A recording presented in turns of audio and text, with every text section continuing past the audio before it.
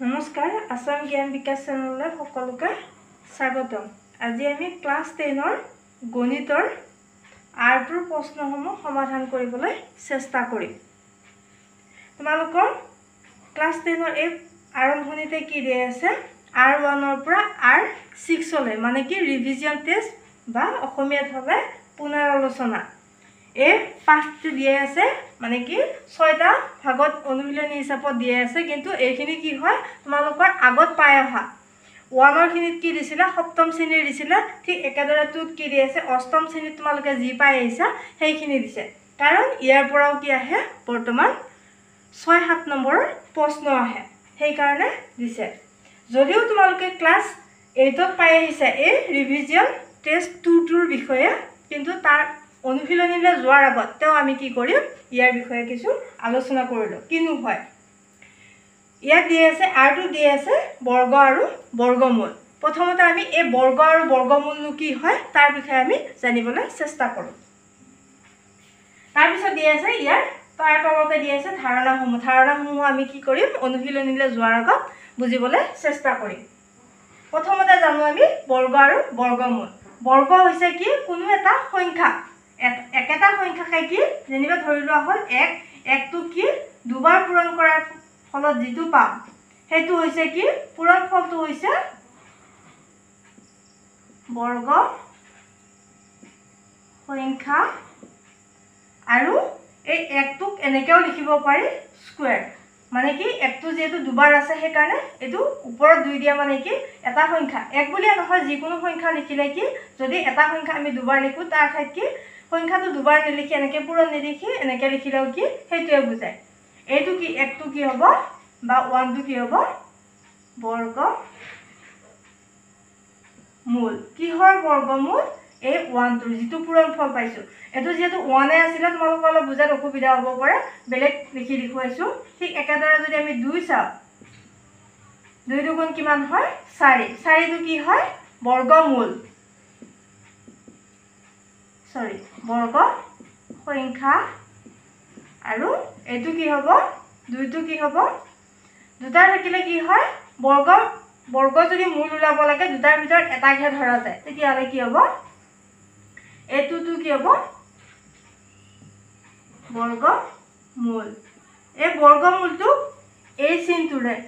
চিনটোৰে কি হয় বুজোৱা হয়, এই চিনটোৰ নাম হৈছে বৰ্গমূল। এতিয়া তাৰ পিছত দিয়া আছে ইয়াৰ ধাৰণাসমূহ কি দিয়া আছে 1 নম্বৰত দিয়া আছে যদি কোনো এটা স্বাভাৱিক সংখ্যা mক n স্কয়াৰ হিচাপে প্ৰকাশ কৰিব পাৰি, য'ত n এটা স্বাভাৱিক সংখ্যা তেতিয়া m এটা বৰ্গ সংখ্যা হ'ব বুলি কৈছে। ধৰি লোৱা হ'ল স্বাভাৱিক সংখ্যা বুলি কোৱাৰ লগে লগে তোমালোকে জানা যে স্বাভাৱিক সংখ্যা কোনবিলাকৰ কিমানৰ পৰা ধৰা যায় 1ৰ পৰা। 1ৰ পৰা সিফালে 1 2 3 4 5 6 7 8 এনেকে কি আছে যিমান ডাঙৰ সংখ্যা হওক ডট ডট দি গলো, মানে কি অসংখ্য আছে আমি গণি শেষ কৰিব নোৱাৰো। লাখ কোটি যিমান থাকে সকলোবিলাক কি হয় স্বাভাৱিক সংখ্যা হয়, কিন্তু স্বাভাৱিক সংখ্যাৰ সদায় আৰম্ভণি কি হয় 1ৰ পৰা হয়। এই স্বাভাৱিক কি বুলি কৈছে যদি কোনো এটা স্বাভাৱিক সংখ্যা mক n স্কয়াৰ মানে ওপৰত যিটো আমি দেখুৱাই দিলো সেইটোৱে বুজাইছে। যেনিবা 1টোক কি বুলি ধৰিলো আমি m, আৰু এই mটোক কি বুলি কোৱা হৈছে n স্কয়াৰ, মানে যিটো বৰ্গ সংখ্যা পাম mটো কি হ'ব বৰ্গ সংখ্যা, আৰু m স্কয়াৰ যিটো m স্কয়াৰ পাম n স্কয়াৰৰ মানটো কি পাম বৰ্গ সংখ্যা বুলি কোৱাৰ লগে লগে কি হ'ব দুটা সংখ্যা পূৰণ কৰি, মানে কি এইটো কি হ'ব এইটোৰ মান কি বুজাইছে n, মানে কিটো বৰ্গ। কাৰণ ইয়াতে চোৱা ঠিক একেদৰে যদি আমি চাওঁ এইটো 2 বৰ্গ সংখ্যা হ'ব লাগিলে কি হ'ব ইয়াৰে, কাৰণ 2টো পাব লাগিলে কি এটা সংখ্যা আমি দুবাৰ পূৰণ কৰি কি নাপাওঁ 2 নাপাওঁ, ঠিক একেদৰে 3 নাপাওঁ, কিন্তু 4টো পাওঁ। 4টোক আমি কি 2 যদি দুবাৰ পূৰণ কৰোঁ তেতিয়াহ'লে কি পাম 4 ইয়াতে কি হ'ব 2 টো কি হ'ব 4 টোৰ বৰ্গমূল আৰু এই 4 টো কি হ'ব বৰ্গ সংখ্যা যেটো আমাক m ধৰিব দিছে মানে কি এটো আমি m ধৰিব পাৰো আৰু এটো কি হ'ব n স্কয়াৰ বুলি কৈছে নহয় মানে 2 স্কয়াৰ ঠিক একেদৰে কি হ'ব ইয়াতে 8 টো নহয় 5 টো আমি দুটা সংখ্যা 5 নাপাও 6 নাপাও 7 নাপাও 8 নাপাও কিন্তু 9 টো পাও 9 টো কি পাও এটা সংখ্যাকে দুবাৰ পূৰণ কৰি পাও কি 3 আৰু 3 তেতিয়ালে কি হয় 9 হয় তেতিয়ালে ইয়াৰে কি হ'ব 9 টো হৈছে বৰ্গ সংখ্যা আৰু 3 টো হৈছে কি বৰ্গমূল তাৰপিছত দিয়া আছে কি 2 নম্বৰটো দিয়া আছে সকলো বৰ্গ সংখ্যাৰ এককৰ স্থানত 0 1 2 5 6 9 ৰে শেষ হয় এটো হয় না নহয় আমি পৰীক্ষা কৰি চাও আমি এতিয়া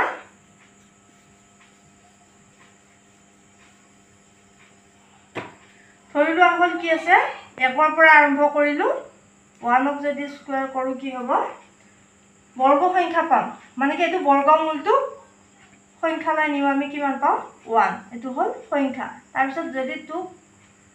কৰো তেতিয়ালে কি পাম 4 ঠিক যদি কৰো আমি 3 3 গুণ 9 স্কয়াৰ মানে কি দুটা মানে একে সংখ্যা দুটা পূৰণ হৈ থকা বুজায় 16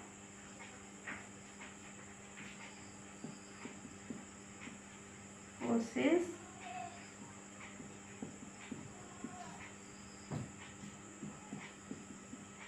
49 64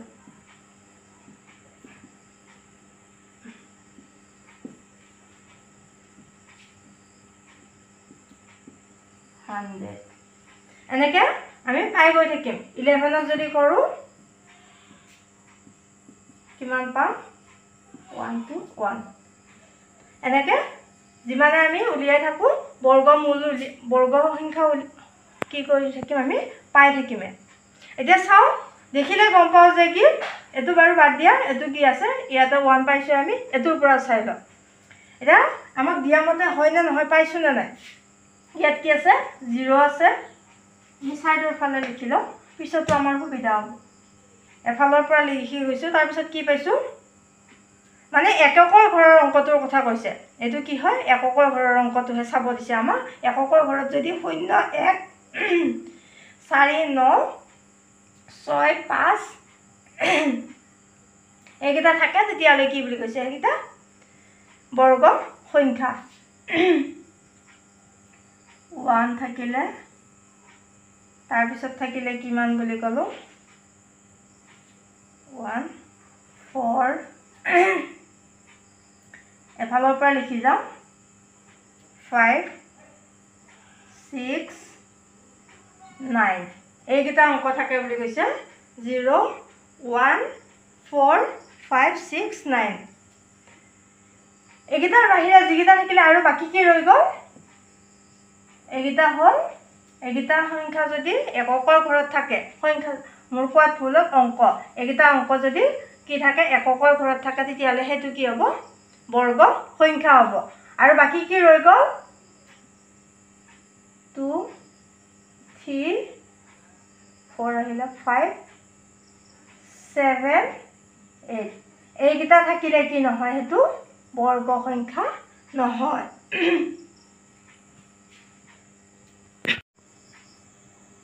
3 নম্বৰত দিয়া আছে তোমালোকে কিতাপত চালে গম পাবা বৰ্গ সংখ্যাৰ শেষত যুগ্ম সংখ্যক শূন্যহে থাকিব লাগে মানে কি যদিও ইয়াত উল্লেখ কৰা আছিল যে এককৰ ঘৰত কি কোনো এটা সংখ্যাৰ যদি শূন্য থাকে তেতিয়ালে সেই সংখ্যাটো বৰ্গ সংখ্যা হ'ব কিন্তু হেতু নহয় যদি কি থাকিব লাগিব শূন্যৰ সংখ্যাও কি হ'ব লাগিব যুগ্ম যেনিবা 100 টো হলে কি নহয় এটো সৰি 100 হলে হ'ব কাৰণ যুগ্ম সংখ্যা আছে যুগ্ম সংখ্যা বুলি কোৱালে কোনবিলাক বুজা যায় যিবিলাকৰ এককৰ ঘৰত কি থাকে 0 2 4 6 8 এই অংককেইটা যদি থাকে এককৰ ঘৰত তেতিয়াহ'লে সেই সংখ্যাটো কি হয় যুগ্ম হয় আৰু বাকি থাকিলে কি 1 3 5 7 9 এইকেইটা থাকিলে কি হয় অযুগ্ম হয় সেই সংখ্যাকেইটা এতিয়া চোৱা ইয়াতে কি যেহেতু দুটা আছে শূন্য তেতিয়াহ'লে এটো কি হ'ব এটো কি বুলি ধৰা হ'ব যুগ্ম বুলি ধৰা হ'ব যদি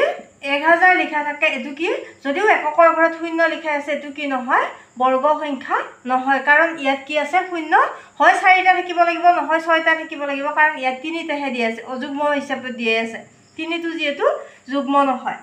3 নম্বৰ নিয়মটো আছিল হেতু তাৰ পিছত 4 নম্বৰ নিয়মত দিয়া আছে কি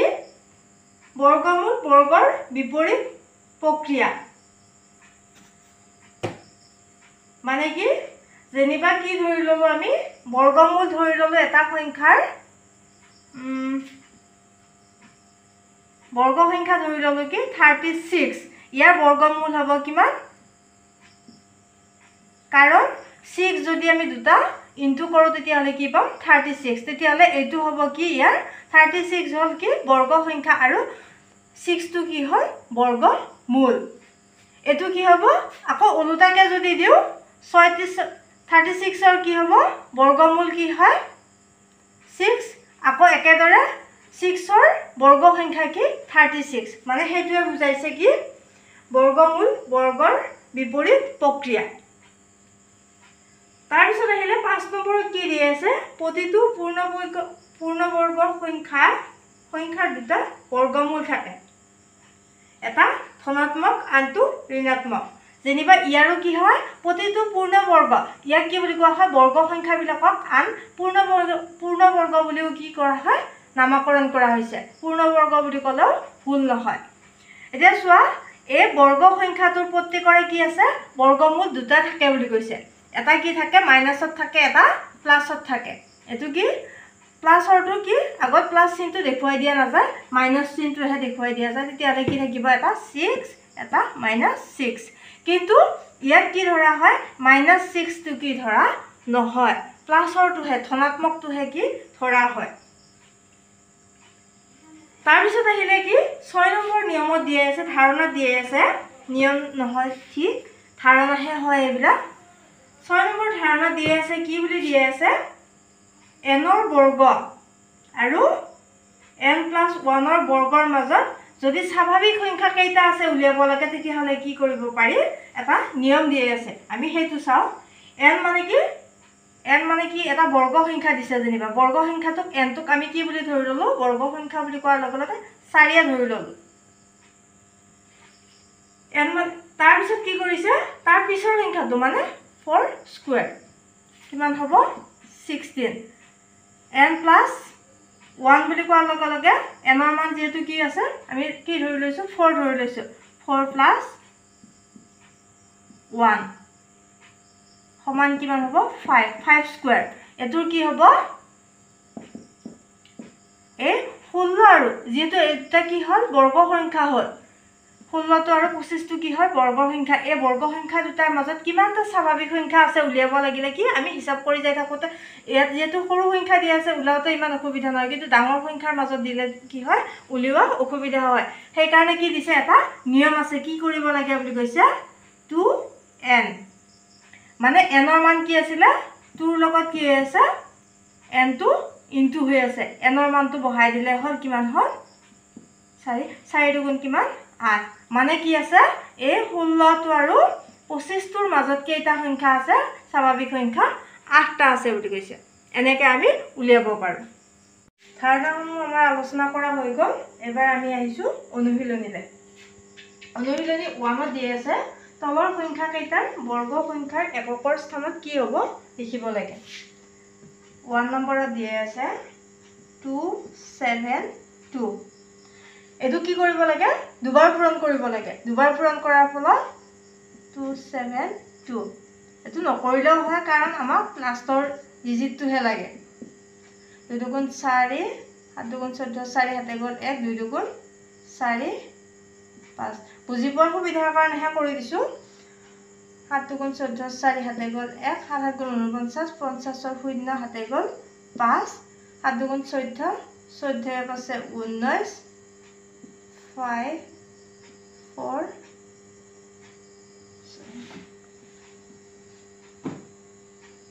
4 4 5 8 আছে 4 9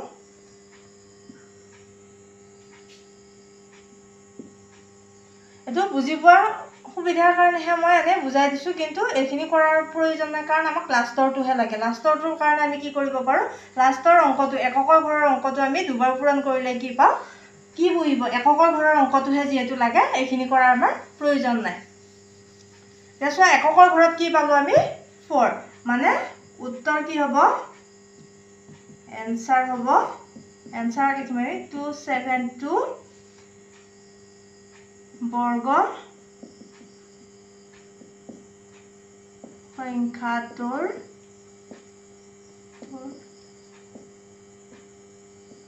এককৰ স্থানৰ অংকটো হ'ব 4 এটো হৈ গ'ল বাৰে বাৰে মই আৰু এখিনি লিখি নিদিও তোমালোকে এনেকৈ লিখিবা 2 নম্বৰ আছে 79 এনসার টু ডাইরেক্ট লিখি দিম লিখাখিনি তোমালোকে পিছত লিখিবা ইয়াত কি আছে লাষ্টত কি আছে 9 9 টু দুবাৰ ইনটু কৰা কিমান হ'ব 81 মানে ইয়াৰো 81 ৰ কি লাগে এই লাষ্টৰ ডিজিটটোহে লাগে তেতিয়া কি হ'ব 1 তাৰ পিছত আহিলে 3 নম্বৰত 400 0 যেবাৰ ইনটু কৰিলেও কি হ'ব সদায় 0 হ'ব তাৰ পিছত আহিলে 4 নম্বৰ আছে 2637 ইয়াত 7 টো দুবাৰ ইনটু কৰা 7 7 যা 49 ইয়াত কি হ'ব आंसर কি হবে এককৰ ঘৰত কি থাকিব বৰ্গ সংখ্যাটোৰ 9 এইখিনি হৈ গ'ল 1 নম্বৰ এতিয়া আহিলে আকৌ 2 নম্বৰ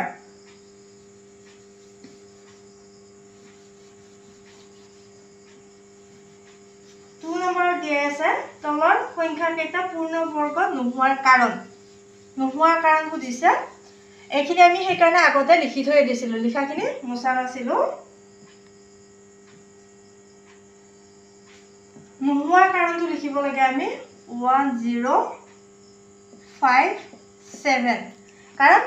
পূৰ্ণ বৰ্গ হ'ব লাগিলে এককৰ ঘৰত কি অংক লাগে বুলি কৈছিলে 0 1 4 5 6 9 ইয়াত কি আছে এককৰ ঘৰত 7 আছে কাৰণটো এটা পূৰ্ণ বৰ্গ নোহোৱাৰ কাৰণ কি হ'ব এককৰ ঘৰত ইয়াৰ কি আছে 7 আছে এবাৰ মই লিখি দিছো তাৰ পিছত তোমালোকে আৰু বাকিখিনি লিখি লবা 1057 সংখ্যাটো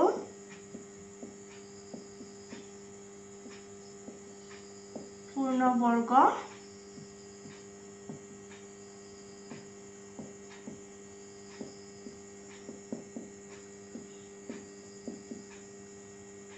कारण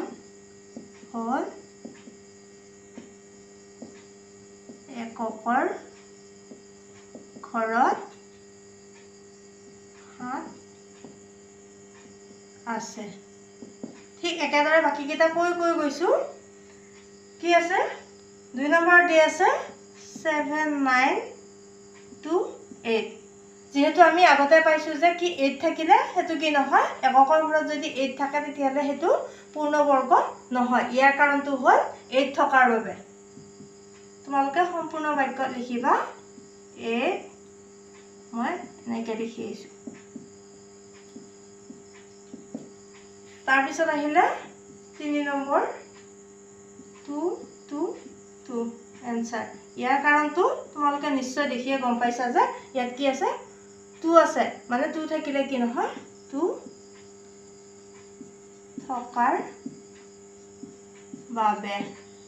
তাৰ পিছত আহিলে 4 নম্বৰত কি আছে 640 ইয়াত আমি ধাৰণাত এটা পাইছিলো যে কি